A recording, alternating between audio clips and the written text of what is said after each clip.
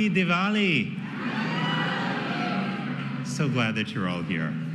Today, I am particularly grateful to President Biden and to Dr. Biden for hosting our celebration because they understand what really matters in Diwali, the people we love and the community that we build together. Everyone who works with them knows that they always put family first, and they encourage all of us to do the same. Nearly half a century ago, my family left India and eventually settled here in the United States. We missed our family in India, especially my grandparents, who had endured great hardships to make my parents' journey possible. My grandparents' faith sparked my own. It sparked my parents' faith. It helped us believe that what we lacked in money and connections, we could make up for in determination, hard work, and love. When we first arrived in Miami, my father worked overnight shifts to make ends meet. My sister and I missed him, and on many of those nights, my mother would gather us up and light the diya in the small closet that doubled as a puja room, as a prayer room in our house. By doing that, she reminded us that we were never alone, that an unwavering source of light was always around us and within us. In the years that followed, my parents built a medical practice where they cared for patients as though they were members of their own family. And over time, we built that extended family of neighbors, friends, and classmates who made America feel like home. I will always remember the time President Biden swore me in as Surgeon General when he was Vice President. It was then that he spoke with my grandmother backstage. He knelt down beside her wheelchair. He held her hand. He pointed toward the crowd that had assembled, and he said, "Grandma, look at what you did."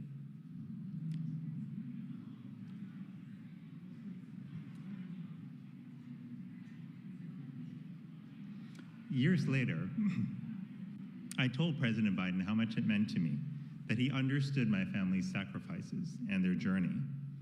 But he told me that I had forgotten what he said to my grandmother next. He said, "Thank you for choosing us, the United States of America, to be your home." That is the opportunity that we are faced with today, to choose America as our home over and over again, to look at people of different backgrounds and see them as neighbors with shared hopes and dreams, to see the imperfections in our country, but still work hard to build a community where everyone cares for one another. That is the nation whose light draws and inspires millions. As we celebrate Diwali, the triumph of light over darkness, let us remember that choosing this light starts with each of us. I know the darkness can sometimes feel overwhelming. I know that. I have felt that myself. But during my years as Surgeon General, I have also seen people creating the light that we need. Families who don't have much left after a storm, but still bring food to their neighbors. Students who notice lonely classmates and decide to reach out.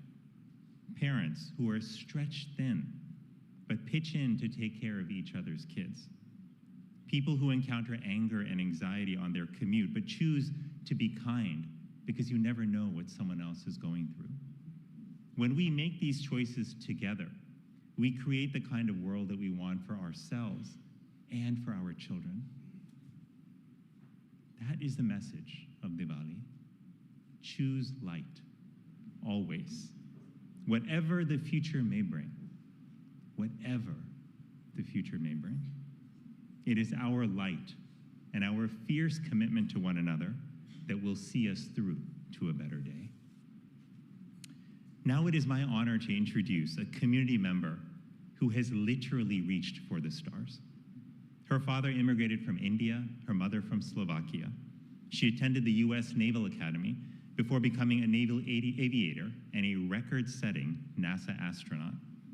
Her message comes to us by video because she is currently at the International Space Station, where she is conducting science experiments and managing the station's day-to-day operations while flying at 17,500 miles per hour, also known as 5 miles per second. And by the way, she knows a little something about light because she observes 16 sunrises and sunsets each day. Ladies and gentlemen, Sunita Williams. Greetings from the International Space Station. I'm NASA astronaut Sunita Williams, and I want to extend my warmest wishes for a happy Diwali to everyone celebrating the Festival of Lights today at the White House and around the world. This year, I have the unique opportunity to celebrate Diwali from 260 miles above the Earth on the ISS. On this day, I specifically think about my father, who immigrated to the U.S. from India. He kept and shared his cultural roots by teaching us about Diwali and other Indian festivals. Diwali is a time of joy as goodness in the world prevails. I am so thankful to have grown up in a multicultural household where our parents encouraged us to seek opportunities and reach for the stars. Thank you to the President and the Vice President for celebrating Diwali with our community today and for recognizing the many contributions of our community.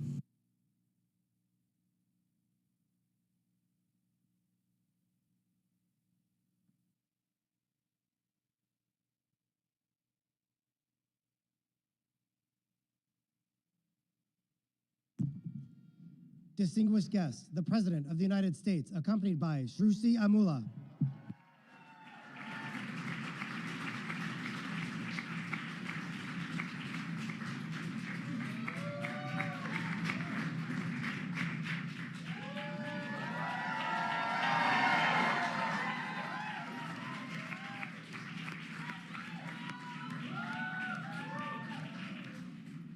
Good afternoon and happy Diwali, everyone. My name is Shruti Amula and I'm a freshman at Georgetown University. As I look around this beautiful room, I am truly grateful to the President and the First Lady for opening up their home to us for this special celebration. And thank you to Dr. Murthy and Suni Williams for their opening remarks. Like so many of you here today, my family and I have a special story of what this country means to us. My parents came here to the US from India in 2001 and moved to Maryland, where my brother and I were born and raised. Growing up, Diwali was not just an occasion marked by lights and colors. It was a celebration that brought together family and community. It reinforced a deep sense of belonging and connection to our truly beautiful multicultural community. I'm so inspired to see people like me reflected in our country's leadership, from the first ever South Asian Lieutenant Governor Aruna Milliers from my home state of Maryland, who is here today, and to the first ever South Asian Vice President Kamala Harris.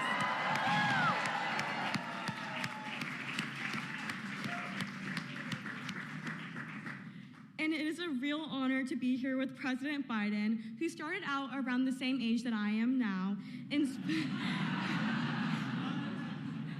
inspired by what was going on in the world around him. For my generation, it's the same thing. Seeing the impacts of climate change and food insecurity in my community, it led me to founding Rise and Shine Foundation, a youth-led nonprofit aimed at reducing food waste in my community and across the state of Maryland. 6 years later, we have provided over 350,000 meals, mobilized over 5,000 volunteers, and have worked with Maryland legislators to pass a bill that gives over $1 million to start compost programs across our state. Our celebration today is a chance to reflect on our personal stories and a journey of our community as a whole. No matter the challenges we face or the challenges facing our world, there is always opportunity and light. This is all that Diwali is about. And so it's inspiring to have a leader who truly sees us, believes in us, and has opened up his home to us once again. So it is with great joy and utmost respect that I ask you to join me in welcoming the President of the United States, President Joe Biden.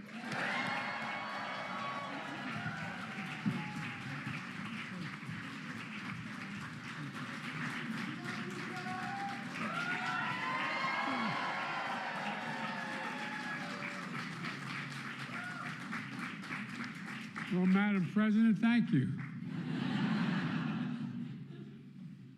Shrishti, thank you for that introduction. You know, just promise me when you're president one day, and they say Joe Biden in the waiting room, you won't ask Joe who. Okay? My wife Jill wanted to be here today, but she's traveling to Wisconsin.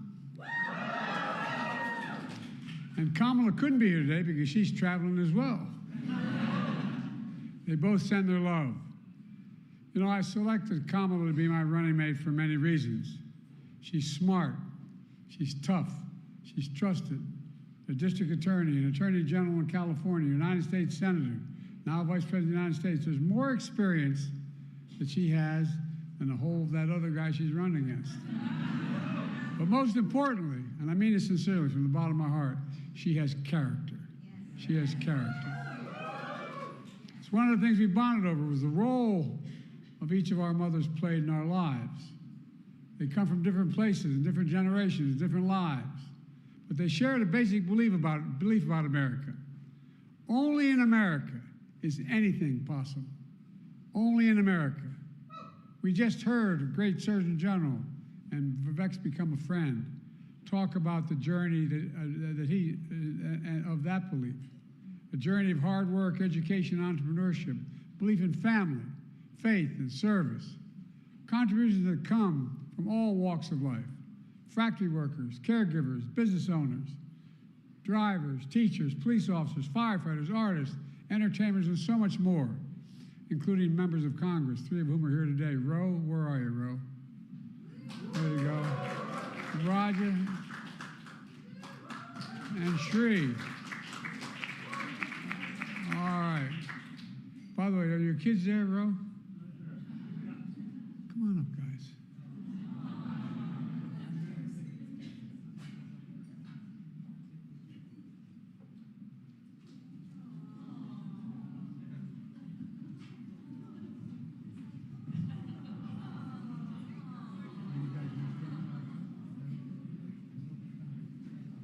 All right. You know, and the vice president, I don't think she's going to be stopping by, though, tonight. You know, we just heard how far that journey can take you. As we watch, Suni Williams wish her a happy Diwali from the International Space Station. Now, we were going to do a live video, but as I pointed out already, she's traveling 17,000 miles an hour, 5 miles a second, and she's going to see 16 sunrises and 16 sunsets, all while the very precise experiments are being done. It's incredible. We couldn't figure out when the hell she'd show up.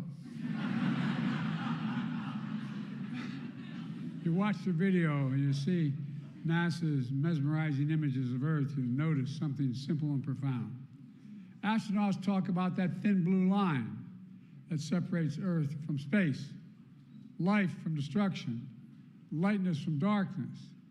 But we thought, what a wonderful way to celebrate the Festival of Lights at the White House by looking up into the heavens, to keep our heads high as we seek the spirit of Diwali. Knowledge over ignorance, goodness over hate, unity over division, and to look up focused on the North Star of our nation. Unlike other nations in the world, we're unique in the world. We're the only nation not based on race or religion or geography. America is based on an idea, literally, the only nation in the world based on an idea.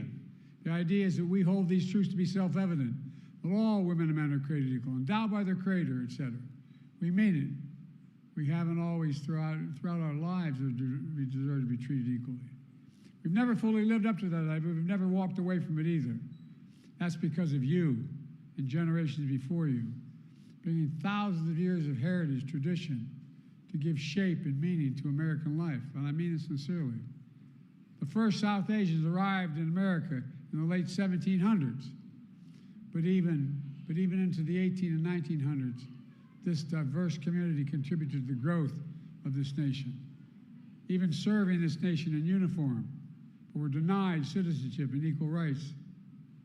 By the time I was elected United States Senator in 1972, when I was 29 years old, a new wave of South Asians were even more welcome. You all know the stories. Many of you were the first in your families to get a formal education. They scraped together their life savings for the first flight ever, which was across the world to America. Far from family, far from home, with just a single suitcase and a few dollars in their pockets. Teaching themselves English by watching television, listening to the radio. Befriending neighbors of every background who lent a hand to help. Planting seeds of a new life in big cities, small towns, all across America that have grown into something remarkable. The South Asian American community enriched every part of American life, and that's the truth. And that is among the fastest growing, most engaged community in the country you are now. On this day in America, we think about that journey of light. Early in our nation's founding, generation before Dia, in the shadow of the suspicion, now in the time Diwali is celebrated openly and proudly here in the White House. And by the way, this is not my house, this is your house. No, it really is. It's the people's house. Every time they introduce me, now we're going to hear from the next president. I wonder, where the hell is he? We also know today we face an inflection point on a serious note. One of those rare moments that only come in every several generations, where the decisions we make today will determine the future to come for decades, literally. Every generation has been called to move us forward to be the nation we say we are. But only once in every few generations are we reminded not to take the idea of America for granted, because it's never guaranteed. That moment is now. American democracy has never been easy. In a country as diverse as ours, we debate, we dissent, as we forge a path forward through compromise and consensus. But the key is we never lose sight of how we got here and why. For me, 50 years of public service comes, with that comes a clarity of confidence in America. We're a nation with a heart, a soul that draws from old and new. In America, everything runs deep, especially the courage to serve and protect, to heal and to bear witness, to immigrate, to dare to dream. With my presidency, I've tried to channel that American spirit by bringing to bear all my experiences and wisdom gained from it, and to get us through one of the most difficult periods in our nation's recent history, and to be a bridge between generations, like in memory and imagination, and joined by our histories and with faith in our futures, a future with the new voices. Now it's your turn to use your voice, to talk with family and friends, to talk to the people you work with, you pray with, you go to school with. Remind them we're all part of something bigger, and I mean this from the bottom of my heart, something special. In fact, the story goes that when President Kennedy set the bold goal to send American into space, and that inspired patriots like Sonny Williams to become an astronaut. President Kennedy went to NASA headquarters. He asked a maintenance worker what his job was. And here's what the janitor replied. He said, "I'm helping send America to the moon. I'm helping send America to the moon." Folks, no matter who you are, what you do, or where you come from, we all have a role to play to keep the American experiment going. America of your dreams needs you now, quite frankly, more than ever. Let me close with this. In late November 2016, a dark cloud formed from hate and hostility toward immigrants, including South Asian Americans, that we hear once again in 2024. It was then that Jill and I hosted the first Diwali reception, and it was at the Vice President's residence. An Irish Catholic president, Vice President at the time, opening our home for holiday celebration by Hindus, Buddhists, Jainis, Sikhs, and more. How America, to remind us all of our power to be the light, all of us. Now as president, I've been honored to host the biggest Diwali receptions ever at the White House.